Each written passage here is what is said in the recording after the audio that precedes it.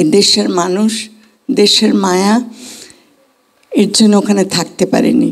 আমি চলে এসেছি এবং সবার মাঝে এখনও আমি কাজ করি।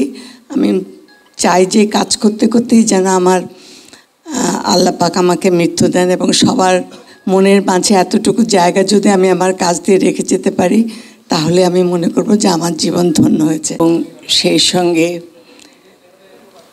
যে মানুষগুলো তাদের জীবন দিয়ে আমাদেরকে সামনের পথে, অন্যায়ের পথে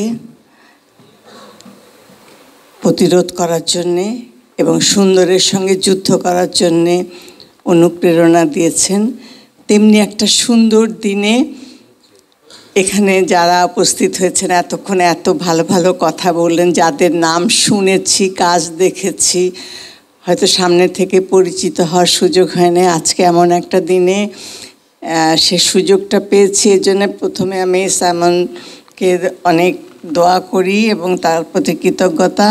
আর তাকে আমি বয়সে অনেক বড়, 82 বছর বয়স, তবুও তাকে আমি স্যালিউট দেই, কারণ সে একটা টিম করেছে।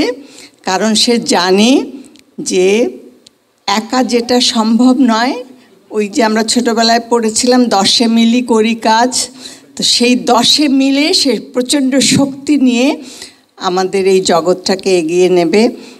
সেই জন্যে এবং ছোঁয়া ফ্রোজেন ফিশের যারা কর্ণধার আছেন তাদেরকেও বলি, আপনারা সঠিক লোকটির চয়েস করেছেন, যার নেতৃত্বে আমি মনে করি এই পণ্যটি শুধু এই একটি পণ্য না, আপনাদের অন্যান্য সব পণ্য বাংলাদেশের ঘরে ঘরে পৌঁছে যাবে।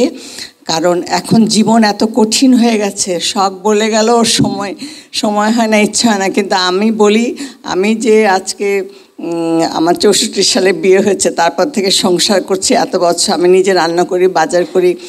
এখন এই কাজ করার লোকও পাওয়া যায় না যে মাছটা কুটে দেবে, মাছ বাজার থেকে করে আনবে।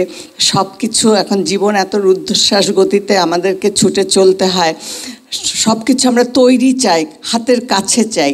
তো এই একটি আয়োজন যে তারা করেছে, সেই জন্য তাদের প্রতি আমার কৃতজ্ঞতা। এবং বাংলা একটা প্রবাদ আছে যে ফলে পরিচয়, তো এই পণ্যটির যে পরিচয় সেটা আমি বলি, তার গুণ দিয়েই সে সবার কাছে প্রিয় হতে পারবে এবং তার প্রচার প্রসার অনেক দূর এগিয়ে যাবে। আমি সেই কামনা করছি। সবাইকে অনেক আরও কৃতজ্ঞতা জানাই যে আমাকে এরকম করে সব যে বিশেষণগুলো দিয়েছে, আমি তার কিচ্ছু না। আমি শিল্পকে ভালোবাসি, মানুষকে ভালোবাসি এবং এই দেশ, এই জীবন আমার এখন এখানে আমি একা থাকি, আমার মেয়েরা দূর দেশে আছে, ওরা আমাকে নিয়ে গেছিলো, কিন্তু আমি আপনাদের সবার প্রতি আমার কৃতজ্ঞতা।